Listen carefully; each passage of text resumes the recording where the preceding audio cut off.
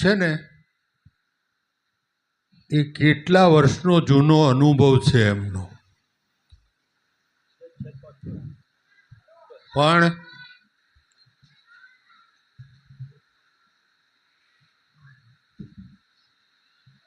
કેટલા વર્ષનો જૂનો અનુભવ છે શંભુરામ બાપાની સાથે, છતાં પણ એ બોલી શક્યા નહીં. એટલે આવી સ્થિતિ આપણા બધાની આવવાની, એટલું નક્કી કરી લેવાનું. એમાંથી એટલું જ નક્કી કરવાનું છે, બીજું કંઈ નક્કી કરવાનું નથી. જ્ઞાન તો ઘણું એમનામ ભરેલું છે. અમે તો એમને બોલતા સાંભળેલા છે, એટલે અમારો અનુભવ છે, અમે કહીએ છીએ. શંભુરામ બાપા જ્યારે બહુ સારી પોઝિશનમાં હતા, આજથી 10 વર્ષ 15 વર્ષ પહેલાં, ત્યારે અમે એમને સાંભળેલા. એટલે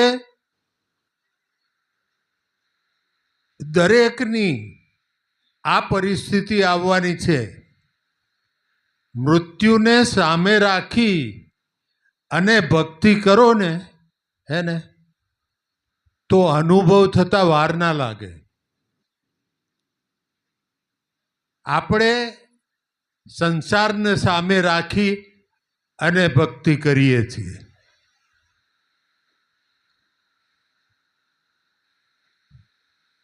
સંસારને સામે રાખી અને આપણે ભક્તિ કરીએ એટલે સંસારની વાત તો ભીખુભાઈ કરી કે સંસાર શું છે.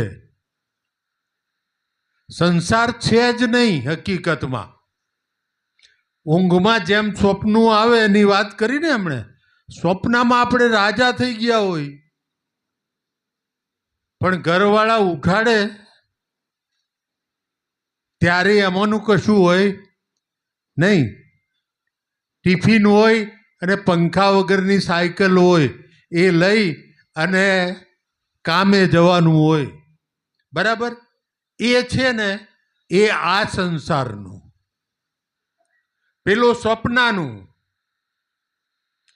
એ થોડા સમયનું. અને અત્યારે હાલ તમે જે બેઠા છો અને આપણે બધાએ જે છે એ પણ સ્વપ્નમાં જ છીએ. પણ આ સપનું થોડુંક લાંબુ છે, પેલું સ્વપ્ન ટૂંકું હોય છે, અને આ સ્વપ્નું છે ને એ લાંબુ છે. 50 વર્ષનું, 60 વર્ષનું, 70 વર્ષનું, 80 વર્ષનું, એમ કોકને 25 વર્ષનું. એ પણ આ એ સ્વપ્નું જ છે, પૂરું થઈ જવાનું. એટલે આમાં કોઈ સત્યતા છે જ નહીં. કોઈ જગ્યાએ સાતત્ય નથી. આમાં સાચાપણું કશું છે નહીં, એમ માની લેવાનું. એમ માનો ને તમે તો બ્રહ્મ સત્ય ક્યારે થાય? સંસાર છે ને એ આપણા અંદરથી જ્યારે ઓકાઈ જાય, સંસાર છે ને એ આપણા અંદરથી ઓકાઈ જાય. એક વાત કરીએ 5 મિનિટની. એક મહારાજ એક ગામમાં ગયા. એક માજી બહુ ભાવિક, એમણે માજીએ કહ્યું, મહારાજ જમવું છે? કે હા જમવું તો છે, બપોર થઈ ગયા છે, જમવું તો છે. માજીએ કઢી બનાવી. હવે પહેલાં જૂના જમાનામાં કઢી છે ને એ માટીના વાસણમાં ધીરે ધીરે તાપે છે ને એને ચડવે, એટલી સરસ મીઠી થાય. અને બાજરીનો રોટલો, એ 2 વસ્તુ છે ને મહારાજને જમવા દીધી. એટલે મહારાજને છે ને કઢી બહુ સારી લાગી. એટલે 1 2 3 કે માડી આને દો, એક ઓર આને દો, એક ઓર આને દો, એમ કરતાં 3 4 5 ચાલ્યા પી ગયા અને રોટલો ખાઈ ગયા, ધરાઈ રહ્યા. પછી જ્યારે મહારાજ એ બાજુ થઈને નીકળે ને ત્યારે માજીને ત્યાં જાય અને માજીને કે માડી કઢી બનાના. એટલે કઢી જ બનાવજો, બીજું કંઈ બનાવતા નહીં, રોટલો ને કઢી. હવે કઢી છે ને મહારાજ બહુ જાગૃત હતા. જુઓ, ભક્તિમાં જાગૃતિની જરૂર છે. જાગૃતિ ના હોય ને તો ભક્તિ છે ને કોઈ દિવસે સફળ થાય નહીં. કોઈ દિવસ ના થાય, ગમે તેવો માણસ હોય, ગમે તેવો જ્ઞાની હોય. કારણ કે જ્ઞાન છે ને એ વાત છે. જ્ઞાન છે એ વાત છે. કરવાનું છે ને જ્યાં સુધી એનું પ્રેક્ટિકલ થાય નહીં ને ત્યાં સુધી એ થિયરી જ છે. ત્યાં સુધી એમ સમજવું કે થિયરી જ છે. એટલે મહારાજ તો જાગૃત હતા બહુ પોતાના વિશે. એટલે એને કહ્યું કે આ કઢી છે ને એને છોડાવવી પડશે. આ કઢી છે ને એ મારામાં ઉતરી ગઈ. હવે આમાંથી મારે મુક્તિ મેળવવી પડશે, નહીં તો આ કઢી જશે નહીં. એટલે એમણે નક્કી કર્યું કે આ વખત તો કઢીને છોડાવી જ દેવી. એટલે માજીના ત્યાં ગયા. માજી કો સવારમાં જઈને કહ્યું, માજી ઓર કુછ મત બનાના, ખાલી કઢી બનાના. ઓર કેટલી? બહુ સારી બનાના. એમ એટલે વધારે બનાવજો, થોડી નહીં બનાવતા. એમ એટલી બધી બનાવી. પછી 1 છાલિયું, 2 છાલિયા, 3 છાલિયા, જેટલી વાટકીઓ મહારાજ તો પીધે જ રાખી. આટલા સુધી આવી ગઈ ને તોય પછી પીધા રાખી એટલે વોમિટ થઈ, ઓકાઈ ગયું. તો ફરી પાછી બીજી 2 વાટકી પીધી, ફરી ઓકાઈ ગઈ, ફરી બીજી 2-3 વાટકી પીધી, ફરી ઓકાઈ ગયું. પછી કે અબ રહેને દો એમ કરી અને એની અંદરથી નીકળ્યા. અને એ દિવસ એ ગઈ. હવે કઢી જોવે ને વોમિટ થાય ને એટલે ઓકાઈ ગઈ. સમજ્યા? એવી રીતે સંસાર જ્યાં સુધી આપણી અંદરથી ઓકાઈ ના જાય હેને ત્યાં સુધી એ સંસારમાંથી તમે બહાર નીકળી શકો નહીં. કોઈ એમ કે મેં સંસાર છોડી દીધો, સંસારે એને છોડી દીધો. હકીકતમાં સંસારે એને છોડી દીધો, એણે સંસાર છોડ્યો નથી. કારણ કે એ તો જે હતું એ બધું હંગાતે. સંસાર શામાં છે? આ શરીર છે ને એ સંસાર છે.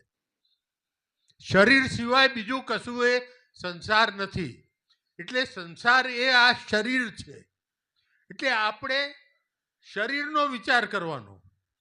શરીર જ્યાં લઈને સાથે જઈએ, શું છોડ્યું તમે? એ જ સંસાર છે. શરીર સાથે લઈ અને તમે ગમે ત્યાં જાઓ, સંસાર રહેવાનો જ છે.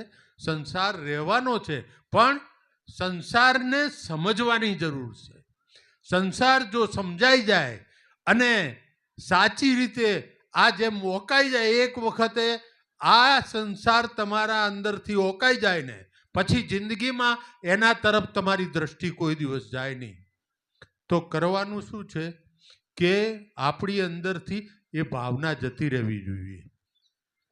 સગા વાલા મિત્રો ઘરવાળા બધા કોઈ ક્યાંય જવાના નથી અને કોઈને છોડવાના નથી.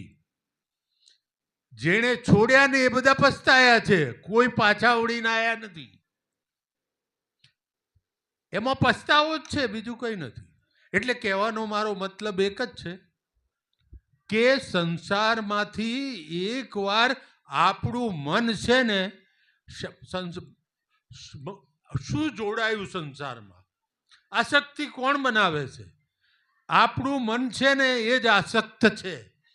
મનને તમે આસક્તિમાંથી છોડાવી દો, પેલા જેમ કઢી છોડાવી દીધી એમ સંસાર છોડાવી દો, તો બાકીનું બધું એમને એમ રહે તો કંઈ પ્રોબ્લેમ રહેતો નથી. વગર પ્રોબ્લેમે તમારો સંસાર સરસ રીતે ચાલે અને તો ભક્તિમાં આપણું મન લાગે.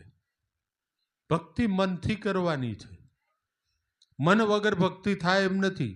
મનને ગાળો ઘણા બધા બોલે છે, ઘણી બધી અડખામણામાં અડખામણું એ છે, પણ એના વગર ભક્તિ થાય એવી નથી. એટલે મન, બુદ્ધિ, ચિત્ત અને અહંકાર જે અંતઃકરણ છે એ એકરૂપ થાય અને તમારી અને તો તમારી ભક્તિ છે ને એ સફળ થાય. એકરૂપ થયા વગર કોઈ દિવસે મન છે ને એ શબ્દમાં લાગશે નહીં, શબ્દમાં નહીં લાગે. અને શબ્દમાં લાગી જાય એકવાર મન શબ્દમાં લાગી જાય, એને શબ્દમાં લગાડવા માટેનો રસ્તો છે ને એ જ ભજન છે. ભજનમાં તમે એને શબ્દમાં લગાડી દો. સુરતા અને શબ્દની દોરીથી જ ભજન થાય છે. એટલે એ ભજન જો બરાબર રીતે આપણે સમજી લઈએ, સમજ્યા વગર ભજન નહીં થાય, સમજ્યા વગર ભજન નહીં થાય. સમજશો તો જ ભજન થશે. ભજન કરવા માટે બીજા બધાની માફક તમે આંખો બંધ કરીને બેસી જાઓ એટલે ભજન થઈ જાય. આંખો બંધ કરીને બેહો ને તો મન છે ને એ કપાસી અવતારવા જતું રહ્યું. મન છે ને એ તો વાંદરા જેવું છે, એ ઘડીકમાં આવી હોય ને ઘડીકમાં ઘેર પહોંચી જાય. આ બધા અહીં બેઠા એટલે એ બધા અહીંયા જ છે એવું માનો તમે? એવું ના માનતા, એ સાચું નથી. કોક બેઠા હશે અહીંયા, સાચી વાત છે, પણ એ ગમે ત્યારે ગમે ત્યાં જતું રહે. અમેરિકા જઈને આવેલો માણસ હોય ને એને અમેરિકાનું નામ પડે ને એનું મન અમેરિકામાં પહોંચી જાય. એનો વેગ કેટલો બધો છે તમે વિચાર કરો. એને સ્થિર કરવું, એને નામમાં સ્થિર કરવાનું છે, શબ્દમાં સ્થિર કરવાનું છે. અને એ સ્થિર થશે ને એ દિવસે તમે પૂર્ણ થઈ ગયા એમ માનવાનું. પછી સદગુરુનું સ્વરૂપ દેખાશે. ત્યાં સુધી તો સદગુરુનું સ્વરૂપ દેખાવું અશક્ય છે, અશક્ય છે. એટલે આવી રીતે ભજન કરવું અને શક્ય હોય ત્યાં સુધી માતા પિતાની સેવા કરવી. મા બાપની સેવા છે ને એ ભગવાનની સેવા છે. અને એના વગર છે ને કોઈ માણસ પાર પડ્યો નથી. ભગવાન મા બાપની સેવા ના કરતા હોય ને ભક્તિ કરવાની જરૂર નથી. એને ધક્કા ખાવાની જરૂર નથી, એને પૈસા વાપરવાની જરૂર નથી, એને કોઈની સેવા કરવાની જરૂર નથી. મા બાપની સેવા ના કરતા હોય અને મા બાપને વૃદ્ધાશ્રમમાં મોકલીને બેઠા હોય અથવા તો મા બાપ દુઃખી થતા હોય એવા માણસને કોઈ ફળ મળતું નથી. આ શાસ્ત્રો કહે છે. પહેલા ગુરુ છે ને એ તમારા ઘરનું તીરથ છે. મા અને બાપ એ પહેલા જ ગુરુ. બીજા બધા પછી આવે છે. આ બધા આચાર્ય ને અતિથિ દેવો ભવ, આચાર્ય દેવો ભવ, એ બધું પછી આવે. એ બધું છે ને બહુ પહેલું નથી. પણ મા બાપની સેવા કરશો તો આનું ફળ છે ને એ બહુ જલ્દી મળશે એવું મારું માનવું છે. તો હું મારી વાત કરું છું. દરેકના મા બાપ પૂજ્ય હોય છે અને તમે લોકો બી અત્યારે કોઈના મા બાપ છો એટલે કેવી રીતે મા બાપ બન્યા એનો અનુભવ તો પૂરેપૂરો મા બાપનો આવી ગયો હશે તમને બધાને. કેવી રીતે મા બાપ બનાય છે, બરાબર? એટલે આપણે કહેવાનો મતલબ એ છે ભજન કરો અને